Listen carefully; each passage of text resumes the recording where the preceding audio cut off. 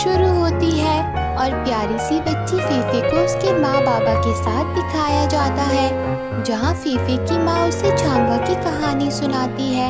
वो कहती है कि छांगा को हुई से प्यार था, पर छांगा ने मैजिक ओशन लिया और वो अमर हो गई और हुई से दूर हो गई और हुई जमीन पर ही मर गया और छांगा चांद पर चली गई, जहाँ वो अब भी हुई की राह देख रही है। प्यारी फीफी बहुत क्यूट है और आज उसकी माँ उसे भी फैमिली के मून केक बनाने को कहती है, जिससे फीफी बहुत खुश हो जाती है। फीफी की फैमिली मून केक्स बनाने का काम करती है और इनके बनाए मून केक पूरे शहर में फेमस है। और अब धीरे धीरे हमारी फीफी भी बड़ी हो रही है, पर उसकी माँ कमजोर होती जा रही है क्योंकि वो बीमार है। फीफी के माँ बाबा उसे एक प्यारा सा रैबिट गिफ्ट में देते हैं, पर आज प्यारी फीफी ने अपनी माँ को खो दिया है। उनके जाने से वो और उसके बाबा बहुत उदास है और अब 4 साल बाद फीफी बिल्कुल बदल चुकी है। उसने अपने प्यारे लंबे बाल भी काट दिए हैं और वो आज भी अपनी माँ को बहुत मिस करती है। उसका रैबिट भी अब बड़ा हो गया है, जिसका नाम उसने बंजी रखा है। और फीफी अब अपने बाबा के साथ मून केक बनाती है और उन्हें बेचती है। और प्यारी फीफी अपने काम के साथ साथ बहुत होशियार भी है। उसे ये भी पता है कि ये नई ट्रेन इलेक्ट्रॉनिक मैग्नेटिक फील्ड्स पर चलेगी, जबकि इसमें काम करने वाले वर्कर भी ये बात नहीं जानते। इसलिए तो हमारी फीफी में कुछ खास बात तो जरूर है। और आज फीफी के बाबा उसे मिसेस शॉ से मिलवाते हैं, पर फीफी को उनसे मिलकर अच्छा नहीं लगता। वो अपने बाबा और शॉ को साथ देखकर बहुत उदास हो जाती है, पर तभी वहाँ पर एक गोलू मोलू क्यूट बच्चा आ जाता है, जिसके पास एक प्यारा सा मेंढक भी है। फीफी कहती है कि तुम कौन हो? तब वो बताता है कि मैं शिन हूँ, तुम अभी तो मेरी मॉम से मिली थी। और वो कहता है कि क्या तुम्हें पता है मेरे पास एक सुपर पावर है, मैं दीवार के पार जा सकता हूँ। तो फीफी कहती है कि अच्छा तो जाकर दिखाओ। और शिन भी पूरे जोश में आ जाता है और दीवार में जाकर धड़ाम बजता है, पर इसके बावजूद भी उसे लगता है कि वो दीवार के पार जा सकता है। फीफी तो चुपचाप वहाँ से निकल लेती है और जाकर अपने बाबा को ये बात बताती है। तब उसके बाबा कहते हैं कि वो अभी छोटा है, इस बार उसे जाने दो, उसकी माँ बहुत अच्छी है, तुम्हें उनसे घुलना मिलना चाहिए।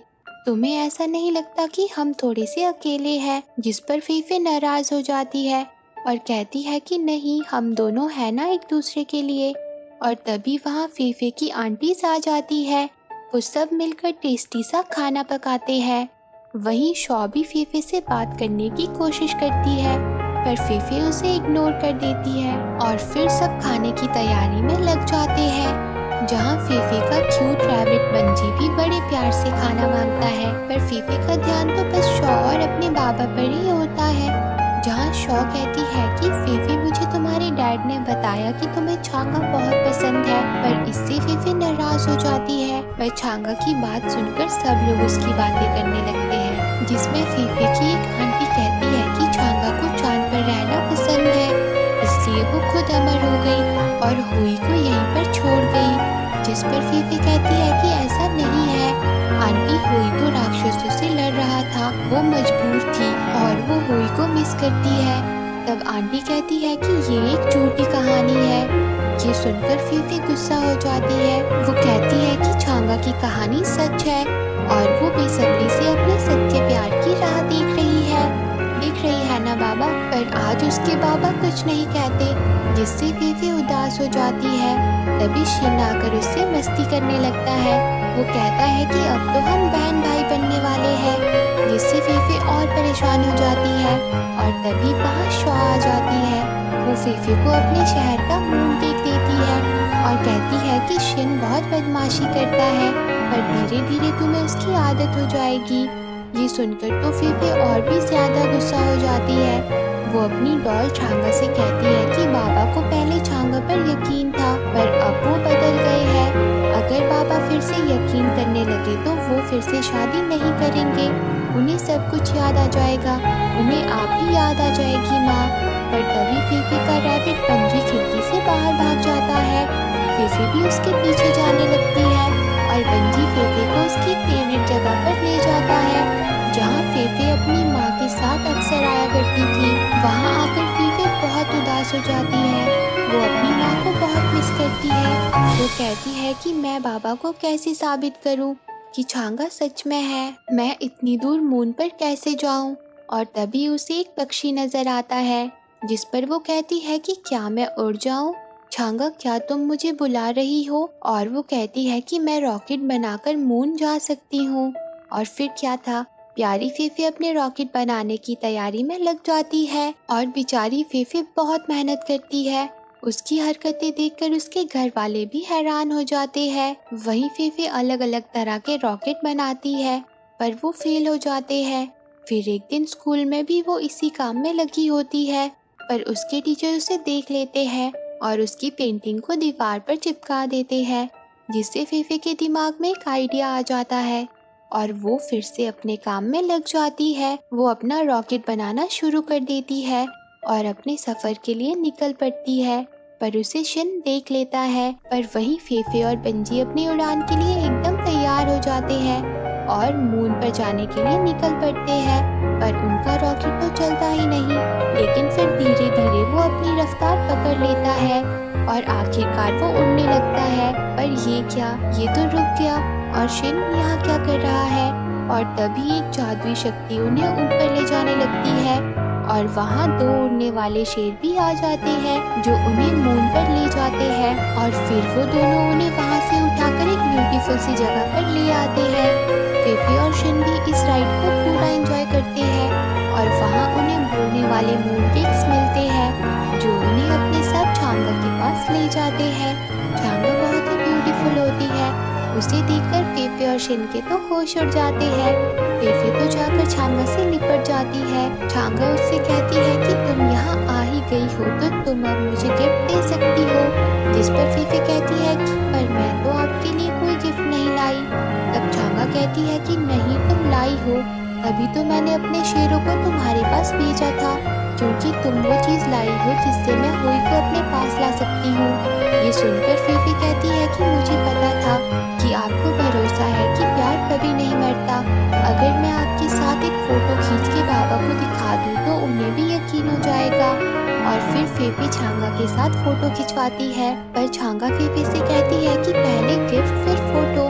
तुमने मेरा गिफ्ट खो दिया है पर मुझे लगता है कि वो मेरे मून पर ही कहीं है। तुम उसे ढूंढकर यहाँ ले आओ। मेरे पास वक्त कम है। जब ये बचा हुआ मून डस्ट गिर जाएगा तो कोई कभी लौट कर नहीं आ पाएगा। छांगा सबसे कहती है कि जो भी मेरा गिफ्ट ढूंढकर मेरे पास लाएगा मैं उसकी ख्वाहिश पूरी करूंगी। ये बात सुनकर फेफे और बाकी सब गिफ्ट को ढूंढने के लिए निकल पड़ते हैं। शिन फेफे से कहता है कि मैं तुम्हारी मदद करूंगा, मैं तुम्हारा भाई हूँ। जिस पर फेफे कहती है कि तुम मेरे भाई नहीं बन सकते। ये सुनकर शिन उदास हो जाता है और बंजी भी शिन के पास चला जाता है। वहीं फेफे कूदकर मुर्गियों की बाइक पर बैठ जाती है। वो उनसे कहती है कि मुझे पता है कि गिफ्ट कहाँ है। ये सुनकर वो मुर्गियाँ उसे अपने साथ ले जाने के लिए तैयार हो जाती है और वहाँ शिन उस फोटो को चुराने की कोशिश में लग जाता है जिसमें बंजी भी उसके साथ होता है। पर बेचारे शिन को सिपाही घेर लेते हैं और छांगा वहाँ आ जाती है। वो शिन से पूछती है कि तुम यहाँ क्यों आए हो? तो शिन कहता है कि अपनी बहन के लिए फोटो लेने। जिस पर छांगा उसे एक कमरे में ले जाती है और बंजी ये सब देख लेता है। उस कमरे में छांगा शिन को टेबल टेनिस खेलने को कहती है क्योंकि शिन को वो बहुत पसंद है। वो कहती है कि अगर तुम जीते तो मैं तुम्हें ये फोटो दे दूंगी। और फिर वो दोनों टीटी खेलना शुरू कर देते हैं जिसमें पहले तो छांगा जीतती चली जाती है पर शिन भी किसी से कम नहीं। वो छांगा की बैंड बजा देता है और उसे हरा देता है जिससे छांगा गुस्से में आ जाती है और शिन को उसी कमरे में बंद कर देती है और वो बहुत उदास हो जाती है। तब उसका दोस्त बनी उसके पास आता है जो उसके लिए जादुई पोशन बना रहा है ताकि होई वापिस आ सके। और वहाँ फेफे उस जगह पहुँच जाती है जहाँ उसका रॉकेट शिप टूटा था। वहाँ फेफे को एक अजीब सी चीज मिलती है, उसका नाम गोभी होता है। वो कहता है कि मैं छांगा का सबसे अच्छा सलाहकार हूँ। वो भी बहुत ही क्यूट होता है। तभी वो मुर्गियाँ कहती है कि इसे तो रानी ने महल से निकाल दिया। वो उसे तंग करने लगती है। वहीं फेफे को अपनी छांगा डॉल मिलती है। फेफे कहती है कि ये गिफ्ट मेरी माँ ने सुनते ही वो मुर्गियाँ फेफे की डॉल चुरा लेती है और वहाँ से चली जाती है। बेचारी फेफे भी उनके पीछे जाने लगती है और फेफे के साथ गोभी भी चल पड़ता है और वहाँ बंजी छांगा के बनी का पीछा करता है। वो उसके मैजिक रूम में पहुँच जाता है। वहाँ वो बनी के पोशन को गिरने से बचाता है। वहाँ बंजी को एक पावर भी मिलती है। बंजी बनी को बहुत पसंद करता है और उनके प्यार का मैजिक पोशन में भी मिल जाता है, जिससे बनी का मैजिक पोशन तैयार हो जाता है। वहाँ दूसरी तरफ फेफे और गोभी बड़े बड़े मेंढकों पर चढ़कर महल की तरफ निकल पड़ते हैं। फेफे गोभी से पूछती है कि तुम अकेले क्यों रह रहे हो? तब गोभी कहता है कि छांगा ने मुझे एक गाना गाने पर महल से निकाल दिया। जब तक हुई जिंदा था वो बहुत प्यारी थी, पर फिर उसने हम सबको खुद से दूर कर दिया। ये सुनकर फेफे इमोशनल हो जाती है। तब गोभी उसका मूड ठीक करने की कोशिश करता है। वो उसके साथ खूब मस्ती करता है और फिर वो दोनों महल पहुंच जाते हैं, जहां बनी छांगा को दिखाता है कि मैजिक पोशन बन गया है। छांगा कहती है कि अब मुझे बस वो गिफ्ट चाहिए। वहीं फेफे और गोभी को वो चोर मुर्गियाँ दिख जाती है। वो दोनों उनके पीछे जाते हैं, जहाँ फेफे उन मुर्गियों से अपनी डॉल को लेने की कोशिश करती है, पर वो अपनी डॉल को खो देती है, जिससे वो बहुत उदास हो जाती है। वो कहती है कि ये आखिरी मौका था बाबा को फिर से शादी करने से रोकने का। तब गोभी उसका मूड ठीक करने के लिए उसे उसी का मून केक बॉक्स देता है जो फेफे को शॉ ने दिया था। उसमें फेफे को एक टुकड़ा मिलता है। पहले तो उसे लगता है कि शायद ये शिन की शैतानी है, पर फिर उसे समझ आ जाता है कि यही छांगा का गिफ्ट है। फेफे और गोभी बहुत खुश हो जाते हैं और वहाँ बेचारा शिन आज अपनी दीवार फोड़ू शक्ति से सच में दीवार फोड़ देता है, बल्कि इसमें बंजी का हाथ होता है। पर ठीक है, दोनों की मेहनत है। वहीं अब फेफे शिन से मिल जाती है। वो सब मिलकर छांगा के पास आ जाते हैं। छांगा जल्दी से लॉकेट को मिला देती है और उस पे बनी का बनाया मैजिक डालती है, जिससे चारों तरफ हरियाली छा जाती है और सच में हुई आ जाता है। छांगा हुई को देखकर बहुत खुश होती है, पर तभी हुई खोने लगता है।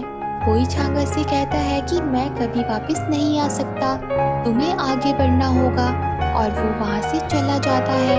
उसके जाने से छांगा पूरी तरह से टूट जाती है। चारों तरफ अंधेरा छा जाता है। वो खुद को उदासी भरे कमरे में बंद कर देती है, जहाँ कोई नहीं जा सकता, पर पता नहीं कैसे फेफे उसके अंदर आ जाती है। वहाँ वो छांगा को मनाने की कोशिश करती है, पर बेचारी फेफे वहाँ खुद ही अपनी यादों के जाल में फंस जाती है। बेचारा बंजी उस दरवाजे को तोड़ने की कोशिश करता है, पर वो ऐसा नहीं कर पाता। अब छांगा फेफे के पास आती है। छांगा फेफे को समझाती है कि तुम्हें आगे बढ़ना होगा। वो उसे शिन को दिखाती है। वो कहती है कि तुम्हें जो प्यार तुम्हारी माँ ने दिया था वो तुम शिन को दो, और वही शिन भी अपनी तोड़ू फोड़ू पावर से फेफे के पास आ जाता है।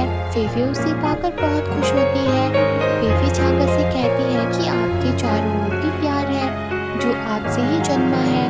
आप भी दिल खोल दो और इन्हें अपना लो, यही जिंदगी है। और फिर गोभी छांगा से लिपट जाता है।